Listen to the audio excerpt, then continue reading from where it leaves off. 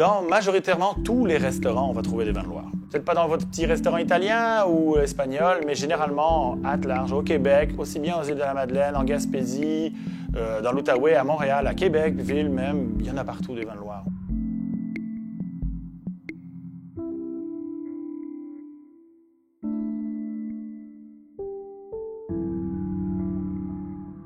Alors ici, on est dans les bureaux de la cuvée à Montréal.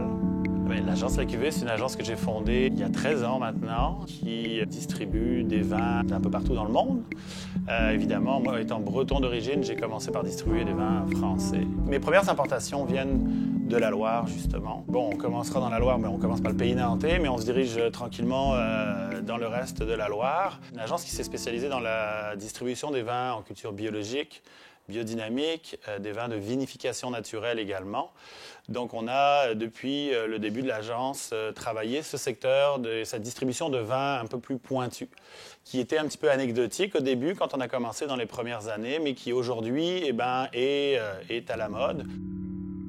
À Montréal, au Québec, on aime le vin en général.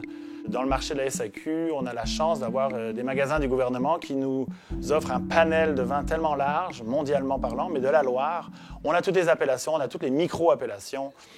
C'est très présent. La Loire était très précurseur dans l'idée des vins nature. D'ailleurs, un des parrains du vin nature, c'est Claude Courtois. C'est un vigneron qu'on a distribué depuis longtemps, qu'on distribue encore. Enfin, c'est son fils qu'on distribue maintenant, Étienne. Et il y a beaucoup de jeunes qui ont suivi. Il y a toute une génération qui ont suivi. Depuis les 4-5 dernières années, on voit que le marché québécois ici est très enclin à vouloir vraiment déguster ce genre de produit.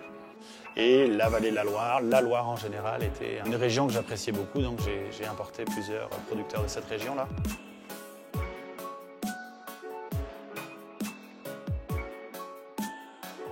On est sur le terroir de Millarges, on est en bio, biodynamique, on fait à la main. Ici on est sur des vieilles vignes, c'est une vieille vigne qui a été plantée en 1910. Donc la terre c'est ça, vous voyez, c'est des terres qui sont argilo-sablonneuses.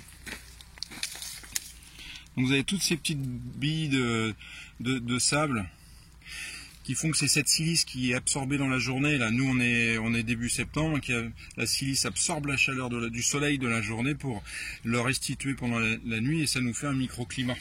Un microclimat qui permet de faire mûrir correctement le Cabernet Franc.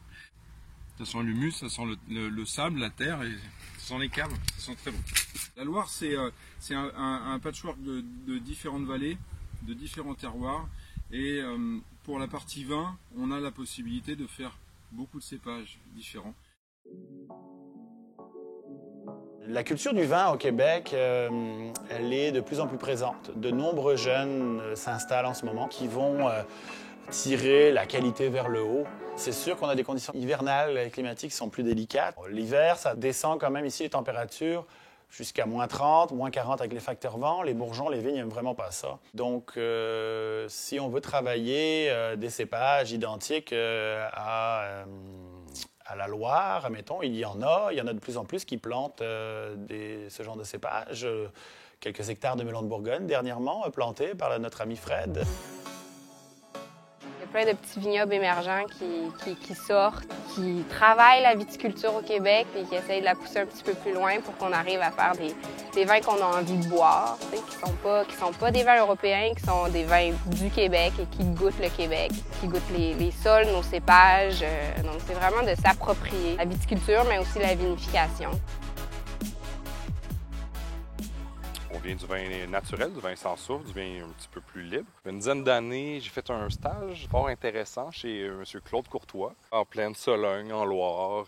Et puis, on m'apprend quel est le vin naturel. J'ai trouvé ça, j'ai une révélation à ce niveau-là. En se penchant sur les sols, j'ai retrouvé pas mal de similitudes avec les places ici. Beaucoup de schiste, beaucoup d'argile, beaucoup de roches, beaucoup de roches dures. Et présentement, on a du melon de Bourgogne. Les vignes qu'on voit derrière nous sont à leur première année de production cette année. Le plan, c'est de faire une petite bière avec, de blender malt et saison fraîche avec du raisin mûr, dans le fond, voir où est-ce que ces fermentations-là peuvent aller, puis aller chercher vraiment ces acidités-là que le melon de Bourgogne nous amène. On a un peu de chardonnay, On a un peu de Pinot Gris, on a un petit peu de Gewürztraminer, on a du Frontenac Gris, on a du Céval, du Muscat Osceola, un peu de Louis Swenson. 6 acres de vigne, puis le reste, on va planter probablement d'autres arbres fruitiers, des légumes, des fleurs. On veut se créer un genre d'écosystème ici qui est assez riche puis qui est autosuffisant en termes de biodiversité.